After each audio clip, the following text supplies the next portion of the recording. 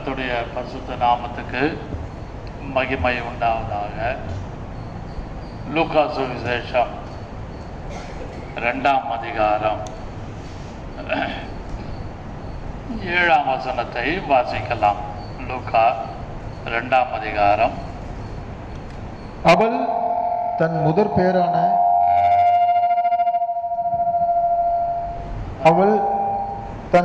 பேரான குமாரனை பெற்று கொஞ்சம் குறைக்க மாட்டேங்கிறாரு. நல்லா குறைங்க. சரியா? அவள் தன் முதல் பேரான குமாரனை பெற்று சத்திரத்திலே அவர்களுக்கு இடம் இல்லாத இருந்தபடியினால் பிள்ளையை துணிகளிலே சுற்றி முன்னணியிலே கிடத்தினாள். கர்த்தருக்கு மகிமை உண்டாவதாக. கர்த்தராகிய இயேசு கிறிஸ்து பிறந்தார் என்பதை குறித்து உலகம் முழுவதும் கிறிஸ்தவர்கள் எல்லாரும் ரட்சிக்கப்பட்டவர்களானாலும் ரட்சிக்கப்படாதவர்களானாலும் பொதுவான கிறிஸ்தவர்களானாலும் எல்லாரும் இந்த நாளை கிறிஸ்மஸ் என்று நினைத்து துதித்து இயேசுவை கொண்டாடி போற்றி கொண்டிருக்கிறார்கள். ஆனால் இந்த சம்பவத்தை குறித்து நான் தியானித்து வேதத்தை ஆராய்ந்து படித்து கொண்டிருந்த பொழுது 7ஆம் வசனத்திலே சத்திரத்தில் அவர்களுக்கு இடம் இருந்தபடியினால் பிள்ளையை துணிகளில் சுற்றி முன்னணையிலே கிடத்தினாள். இங்கிலீஷில் மேஞ்சர்னு இருக்கும். Jesus was laid in a manger. முன்னணையிலே கிடத்தி வைத்திருந்தார்கள். அன்பான கர்த்தருடைய பிள்ளைகளே, அந்த சத்திரத்திலே அவர்களுக்கு எங்குமே இடமில்லை. மனுஷகுமாரன் தலை சாய்க்க இடமில்லை என்று இயேசு சொன்னது போல எங்கேயுமே இயேசுக்கு தன்னுடைய பிறந்த நாளிலிருந்து தான் பரமேறி பரலோகம் செல்லுகிற வரைக்கும் he doesn't have any place on his own earth. அவரால் சிருஷ்டிக்கப்பட்ட இந்த உலகத்திலே அவருக்கு சொந்தமான எந்த விதமான ஒரு இடம் அவருக்கு உலகத்திலே கொடுக்கப்படவில்லை.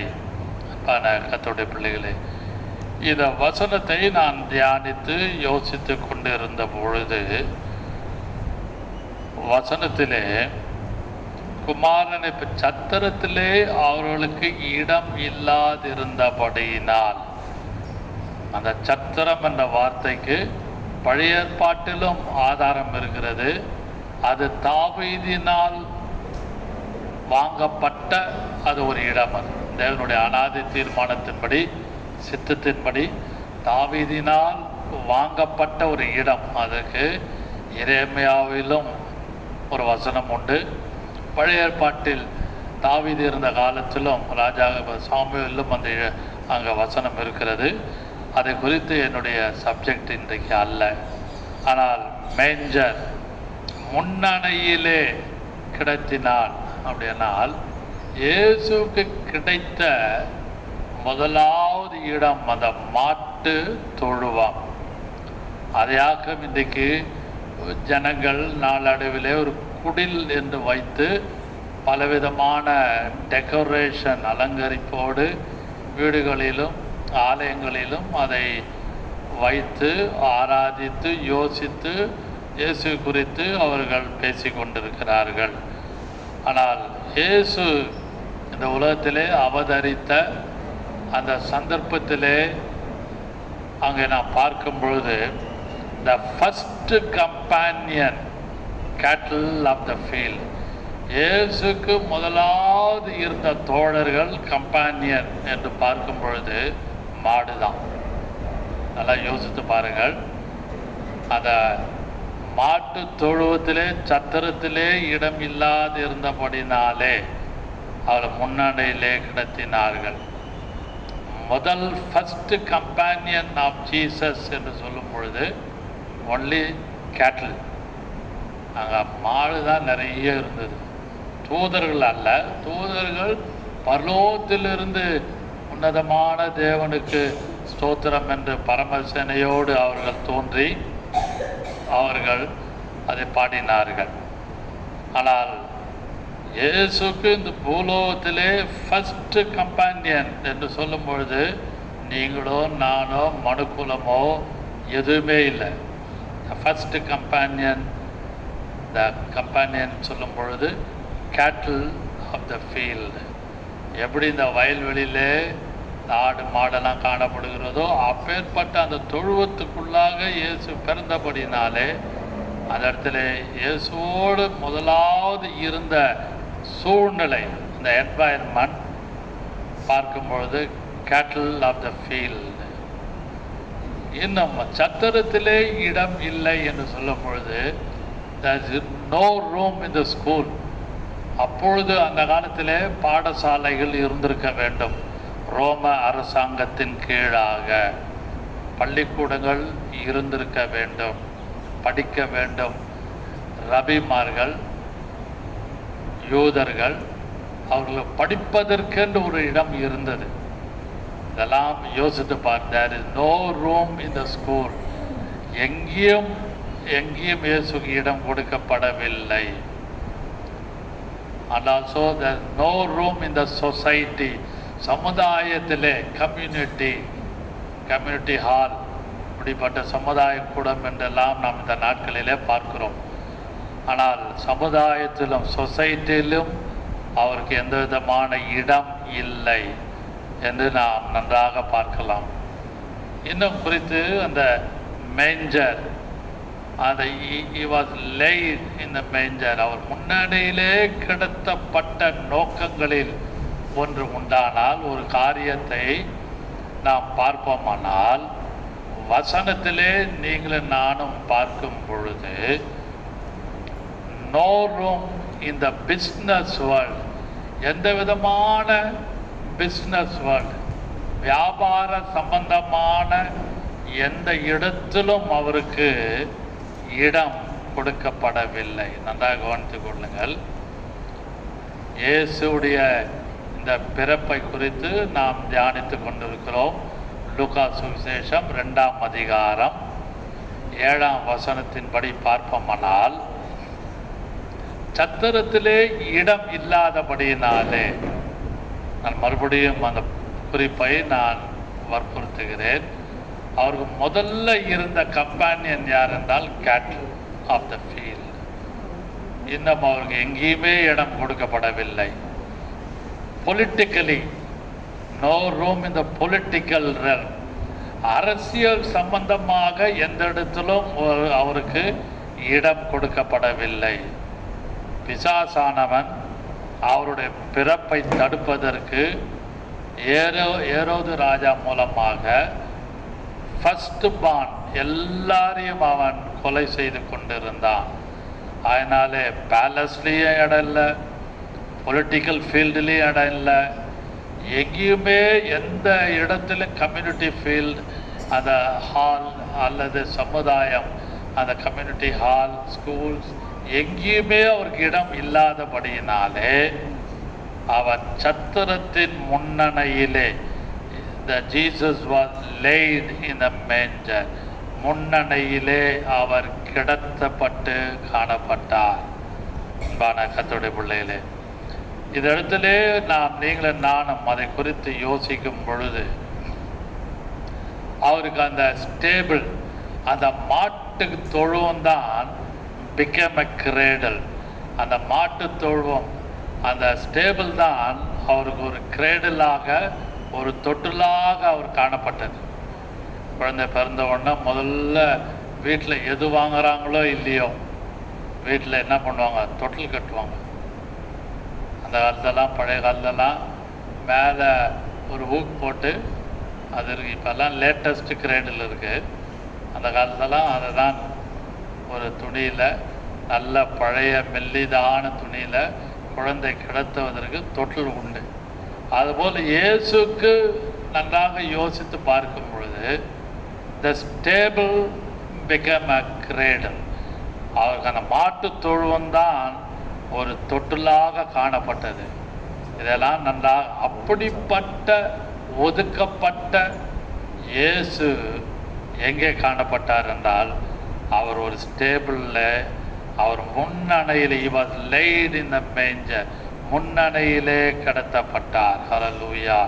இதை குறித்து நீங்களும் நானும் நன்றாக யோசித்து பார்க்க வேண்டும். அவருக்கு எங்கேயுமே இடமில்லை. ஏனென்றால் பிசாசுக்கு நன்றாக தெரியும், மனுக்குலத்தை மறுபடியும் மீட்பதற்கு, மனுக்குலத்தை ரட்சிப்பதற்காக இயேசு இந்த உலகத்திலே மனித அவதாரம் எடுத்து வருகிறார் என்று அறிந்த அந்த பிசாசானவன் ஏரோது மூலமாகவும் போர்ச்சேவர் மூலமாகவும் பலவிதமான சூழ்நிலைகள் மூலமாகவும் எல்லா இடத்தையும் அவன் பூட்டி வைத்திருந்தான். ஒரே ஒரு இடம், தேவனுடைய அனாதி தீர்மானத்தினுடைய சித்தத்தின்படி திறக்கப்பட்ட ஒரு இடம் ஒன்று உண்டானால் அது ஒரு மாட்டு தொழுவத்திலே, சத்திரத்திலே முன்னலை என்ட்ரன்ஸ் ஹால் வச்சுங்க, ஒரு திண்ணன்னு வைத்துக் கொள்ளலாம். ஒரு என்ட்ரன்ஸில் முன்னணையிலே அவர் துணிகளால் சுற்றப்பட்டு அவர் காணப்பட்ட அந்த ஒரு சம்பவத்தை நினைக்கும் பொழுது நமக்கு ஒரு வேளை அதை யோசிக்கலாம். ஏன் அப்படிப்பட்ட தன்னுடைய அந்த பல்லோகத்தில் இருந்த அந்த எல்லா என்வாயர்மெண்ட் சூழ்நிலை விட்டு மனுக்குலத்துக்காக தன்னை ஒப்பு கொடுத்து தேவன் தம்முடைய குமாரனை இந்த உலகத்திலே கொண்டு வந்து அவதரித்ததுக்காக நீங்களும் நானும் கைகளை உயர்த்தி கர்த்தரை ஸ்தோத்திரிக்கலாமா? இரண்டாவதாக he was laid in a manger என்று சொல்லும் பொழுது to demonstrate of his poverty, அவருடைய அந்த எளிமையான ஏழ்மையான நிலைமையை அவர் பல இடங்களிலே அவர் செய்து காட்டினார். சுவிசேஷங்களிலே நன்றாக படிக்க முடியும். அவருக்கு மனுஷகுமாரனுக்கு எந்த விதமான தலை சாய்க்க ஒரு சொந்த இடம் இல்லை. இன்னைக்கு உலகத்திலே நீங்களும் நானும் வசிப்பதற்கு ஒரு காணி நிலமாவது, நமக்கு ஒரு கால் கிரவுண்ட் ஆகுது, அல்லது ஒரு 500 ஸ்கொயர் ஃபீட் ஆகுது, இல்லை 300 ஸ்கொயர் ஃபீட் ஆகுது, கால் கிரவுண்டாவது எப்படியாவது தேடுவோம். ஏன்? ஒரு இடமா நம்ம இருக்க வேண்டும். ஆனால் அண்ட சராசரங்களை படைத்த கர்த்தராகிய இயேசு கிறிஸ்துவுக்கு பிதா, குமாரன், பரிசுத்த ஆவியானவர் தம்முடைய குமாரனுக்கு இந்த சொந்தமான அவர்களுடைய ட்ரினிட்டியுடைய சொந்தமான இந்த உலகத்திலே அவர்களுக்கு இடம் இல்லாமல் காணப்பட்டது.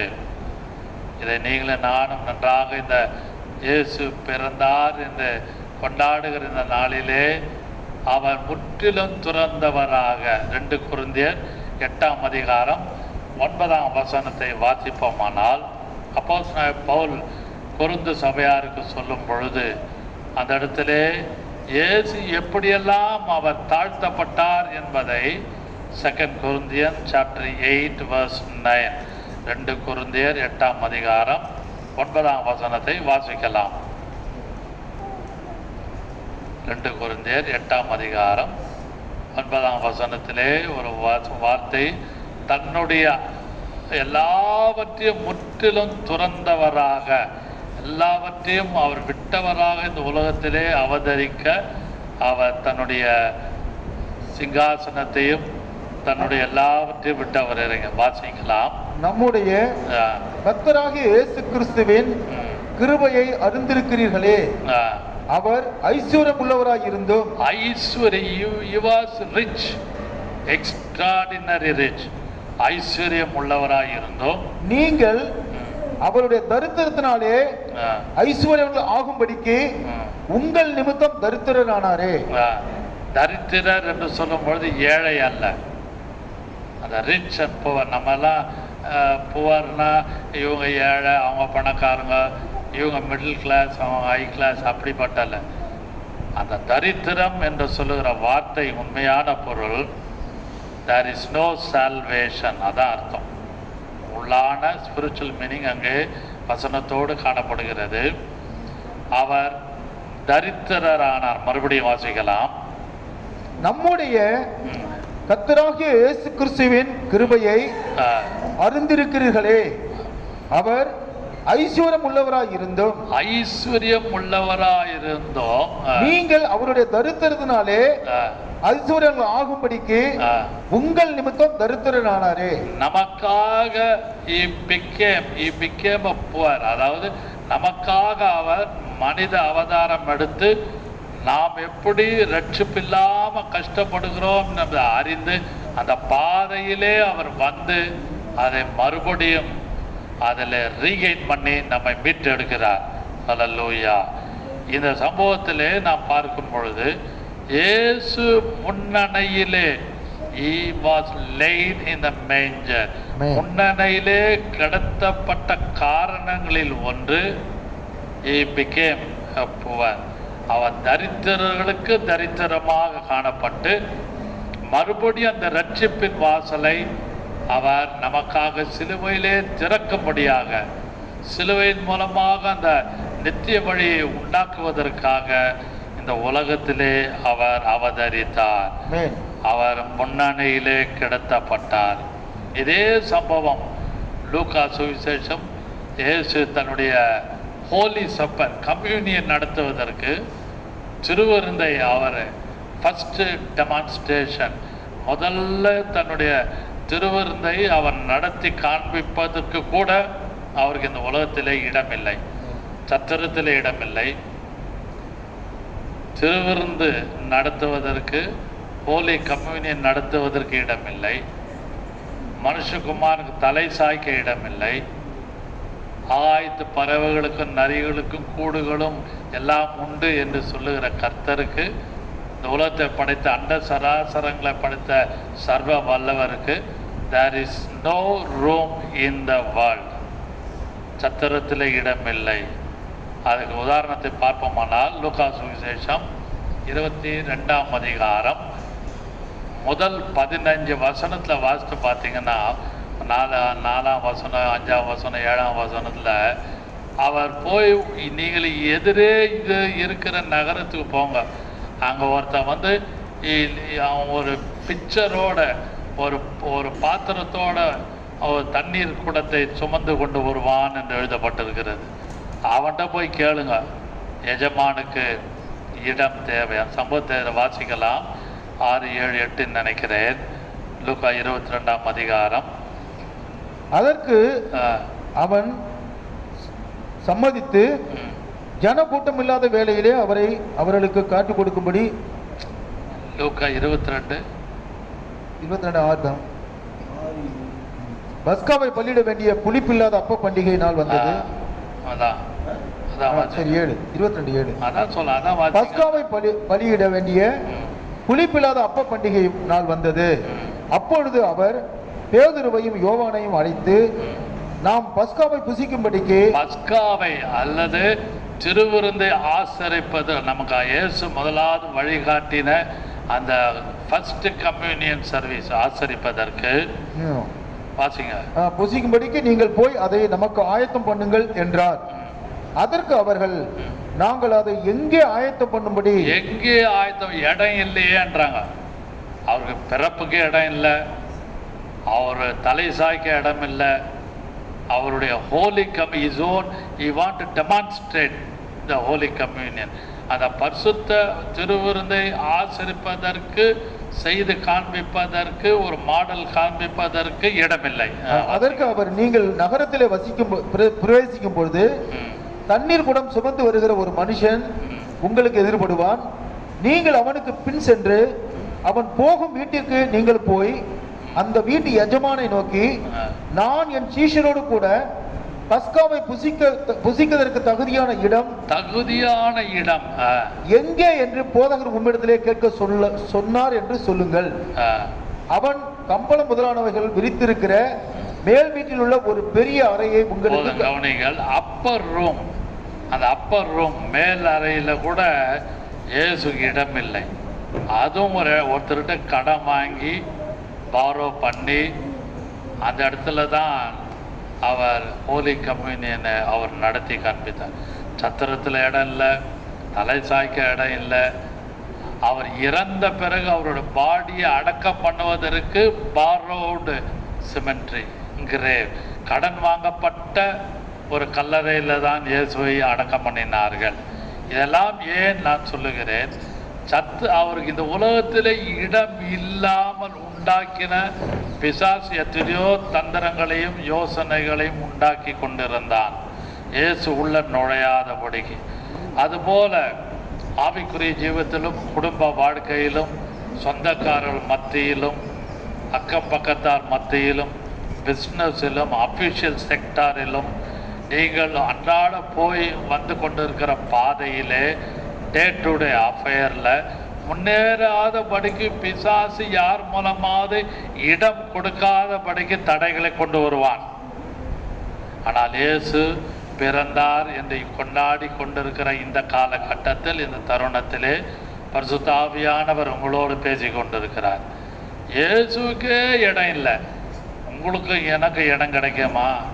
யாரும் பிசாசு இடம் கொடுக்காதபடி முன்னேறாதபடி எத்தனையோ தடைகளை உற்றார் உறவினர் மூலமாக, அக்க பக்கத்த நைபர்ஸ் மூலமாக, ஃப்ரெண்ட்ஸ் மூலமாக, ஏன் ஊழியக்காரிகள் நம்மளோடு இருக்கிறவர்கள் மூலமாக எப்படியாவது பிசாசு என்பவன் யூதாசுக்குள்ளே புகுந்தான் என்ற வார்த்தையின்படி ஒரு சிலருக்குள்ளே பிசாசு கிரியை செய்து நீங்களும் நானும் முன்னேறாதபடிக்கு தடைகளை உண்டு பண்ணுவான். பரிசுத்த ஆவியான இந்த குறிப்பில் யாருக்கோ ஒருவருக்கு இந்த ஆழமான வார்த்தையை அவர் உங்களோடு நேரடியாக பேசி கொண்டிருக்கிறார். என்ன மகனே மகளே, இந்த உலகத்தில் எனக்கே இடமில்லை, அப்படியானால் உனக்கும் அந்த பாதை தான். அதனாலே நீங்கள் நானும் முறுமுறுக்காதபடி அல்லது எரிந்து சாடாதபடி கோபப்படாதபடி, இயேசு எப்படி சத்திரத்தில் இடம் இல்லாமல் he was laid in the manger, அந்த முன்னணியிலே கடத்தப்பட்டது போல, அதுபோல ஒரு சூழ்நிலையிலே கர்த்தர் நம்மளை எங்கேயாவது ஒரு இடத்தை திடீர்னு ஒரு பக்குவமான இடத்தை கொடுத்து பலவிதமான தடைகளை நீக்கி இந்த இயேசு பிறந்த தினத்தை கொண்டாடுகிற இந்த உலகம் முழுவதும் கொண்டாடுகிற இந்த நாளிலே புதிய வழிகளை கர்த்தர் திறப்பார் என்பதை பிதா குமாரன் பரிசுத்த ஆவி நாமத்தினாலே நான் உங்களை தைரியப்படுத்துகிறேன். அல்லேலூயா. எத்தனை பேர் அதை நம்புகிறீர்கள்? எத்தனை பேர் விசுவாசிக்கிறீர்கள்? தடைகள் வரும். இயேசுக்கே இடம் இல்லை சத்திரத்தில், இயேசுக்கே தலை சாய்க்க இடம் இல்லை. அந்த holy communion first demonstration, holy கம்யூனியனை செய்வதற்கு கொடுப்பதற்கு அவருக்கு இடம் இல்லாமல் அந்த அப்பர் ரூமில் கூட ஒருத்தங்கிட்ட கடன் வாங்கினார். ஆனால் இந்த காலை வேளையிலே பரிசுத்த ஆவியானவர் நம்மளோடு எல்லாரோடும் அவர் பேசி கொண்டிருக்கிறார். மகனே மகளே, எனக்கே இடம் இல்லை, அதுபோல அப்படிப்பட்ட சூழ்நிலையில் கர்த்தர் உங்களை கொண்டு போகும் பொழுது எந்த விதமான முறுமுறுப்பு இல்லாமல், கஷ்டம் இல்லாமல், எந்த விதமான ஒரு தாழ்வு மனப்பான்மை அல்லது இன்ஃபீரியாரிட்டி காம்ப்ளெக்ஸோ சுப்பீரியாரிட்டி காம்ப்ளெக்ஸோ இல்லாமல் கர்த்தர் கிருபை தந்து உங்களை வழி நடத்துவாராக. ஹல்லேலூயா. கடைசியாக மூன்றாவதாக வாசிக்கலாம். He was laid in a manger என்று சொல்லும் பொழுது able to associate, அதாவது எல்லாரும் அவரை போய் பார்க்க முடியும். வாசிக்கலாம் மறுபடியும் அந்த லூக்கா சுவிசேஷம் 2ஆம் அதிகாரம் 7ஆம் வசனத்தை வாசிக்கலாம். அவள் தன் முதற் பேரான குமாரனை பெற்று சத்திரத்திலே அவர்களுக்கு இடம் இல்லாத இருந்தபடியினால் பிள்ளையை துணிகளிலே சுற்றி முன்னணியிலே கிடத்தினாள். He was laid in a manger, accessible to all, accessible to all. ஒரு பேலஸ்ல, ஒரு பெரிய அரண்மனையில் இயேசு பிறந்திருப்பார், ஆனால் டிக்கெட் வாங்கித்தான் உள்ள போகணும். நல்லா யோசிங்க. ஒரு கவர்னர் மாளிகையில் போய் இயேசு பிறகுறார். ரோமன் கவர்மெண்ட்டை சொல்கிறேன், நம்ம கவர்மெண்ட்டில். தோஸ் டேஸ் இயேசு பிறந்த அந்த இயேசு இருந்த நாட்களிலே ரோம் அரசாங்கம், அந்த ரோம் அரசாங்கம் கவர்மெண்ட்டில் அந்த கவர்னர் மாளிகையில், அப்போ பிலாத்து தான் கவர்னர். பிலாத்து வீட்டில் இயேசு பிறந்து இருந்தால் யாருமே உள்ளே போக முடியாது. அங்கே டிக்கெட் வாங்கி தான் காசு கொடுத்து தான் இயேசு பார்க்க முடியும். He was laid in a manger சொல்லும் பொழுது is accessible, எல்லாரும் ஈஸியாக போய் பார்க்கலாம். புவர் ஆர் ரிச் அல்லது யாரும் அதுக்கு ஒரு மீடியேட்டர் அவசியம் இல்லை. நோ மீடியேட்டர், இடைப்பட்ட தரகர்களோ இடைப்பட்ட ஆட்களோ ஒருத்தரும் அவசியம் இல்லை. ஈவன் த ப்ரீஸ்ட் ஆல்சோ, பழைய ஏற்பாட்டின் காலத்திலே இருக்கிற ஒரு பிரதான ஆசாரியன் கூட அவசியம் இல்லை, ஒரு லேவியன் கூட அவசியம் இல்லை. He was laid in a manger. அது எதை காட்டுகிறது? He is accessible to all. யார் வேண்டுமானாலும் இயேசுவை பின்பற்றலாம், யார் வேண்டுமானாலும் இயேசுவை இரட்சகராக ஏற்றுக்கொண்டு ஜீவிக்கலாம். இதை கண்டும் பார்த்து கொண்டிருக்கிற யாரானாலும் பரிசுத்த ஆவியான இந்த காலைவெளியிலே உங்களோடு என்ன பேசுகிறார்? மகனே மகளே, அவர் உனக்காக தன்னுடைய விரித்த கரங்களோடு அவர் பட்சமாக யார் வேண்டுமானாலும் எங்கே வேண்டுமானாலும் இயேசுவை சந்தித்து அவரிடத்திலிருந்து சமாதானத்தையும் மகிழ்ச்சியும் அவர் மூலமாக ரட்சிப்பை பெற்றுக்கொண்டு பரிசுத்தமாய் வாழ்வதற்கு இஸ் accessible to all. எல்லாரும் அவரை சந்தித்து முன்னேறுவதற்கு, அவரை போல மாறுவதற்கு அவர் மிக எளிதாக, மென்மையாக, ரொம்ப எளிமையாக அவரை போய் சந்திப்பதற்கு அந்த இடத்துல அந்த கேட்டில் அந்த மாட்டு தொழுவத்திலே கர்த்தருடைய சமூகம் இருந்திருக்க வேண்டும். அதனால்தான் சாஸ்திரிகள் போனார்கள், ஆகினால்தான் பலவிதமான ஜனங்கள் அவரை சந்தித்தார்கள். இயேசு பிறந்த சம்பவத்திலிருந்து அவருடைய பரம்பேறுகிற வரைக்கும் திரளான கூட்டம், வித்தவுட் எனி நயா பைசா, ஒரு காசு கூட செலவில்லாமல் இயேசுவை பின்பற்றி அவரை சொந்த இரட்சகராக ஏற்றுக்கொண்டு இன்றைக்கும் அநேகர் பரலோகத்திலே கர்த்தர் அவருடைய ஜீவ புஸ்தகத்திலே நம்முடைய பேர் எழுதி வைத்திருக்கிறார். அதை நீங்களும் நானும் விசுவாசிக்க வேண்டும். 3 காரியத்தை நான் முக்கியப்படுத்தினேன். முதலாவது, he was laid in a manger. ஏன் காரணம் என்ன? there is no room. ரெண்டாவது, he was laid in a manger. he demonstrate, அதுக்கு ஒரே ஒரு உதாரணம், எத்தனையோ இருக்கிறது, ஒன்றை மாத்திரம் முக்கியப்படுத்துகிறேன். he demonstrate the communion service in upper room. இந்த மேல் அறையிலே அவர் அந்த திருவிருந்தை அவர் அனுசரிக்கும் பொழுது அந்த இடத்து கூட இடம் இல்லை, இன்னொருத்தருகிட்ட வாங்கினார். he was laid in a manger. யோசித்து பாருங்கள். கடைசியாக he was laid in a manger, accessible to all. எல்லாரும் போய் சந்திக்கக்கூடிய, யார் வேண்டுமானாலும், பணக்காரனோ ஏழையோ, எந்த விதமான ஜாதி மத பேதமின்றி எல்லாரும் சந்திப்பதற்கு வருத்தப்பட்டு பாரம் சுமக்கிறவர்களே, நீங்கள் எல்லாரும் என்னிடத்தில் வாருங்கள், நான் உங்களுக்கு இளைப்பாறுதல் தருவேன் என்று சொன்ன இயேசு இந்த நாளிலே உங்களையும் எனக்கு வேண்டிய எல்லா வருத்தங்களையும் நீக்கி நமக்கு திவ்ய சமாதானத்தை, சமாதான பிரபு என்கிற நாமம் உடையவர் இந்த நாளிலே சமாதானத்தை கொடுப்பாராக. நாம் ஜெபம் பண்ணுவோம். Praise the Lord. Hallelujah. Glory. நன்றியோடு எல்லாரும் கொஞ்ச நேரம் கர்த்தரை ஸ்தோத்திரிப்போம். கர்த்தாவே, நீ பிறந்த நாளுக்காக, பிறந்த தினத்துக்காக, இந்த உலகத்திலே ஒரு நாளிலே பிறந்தேன்.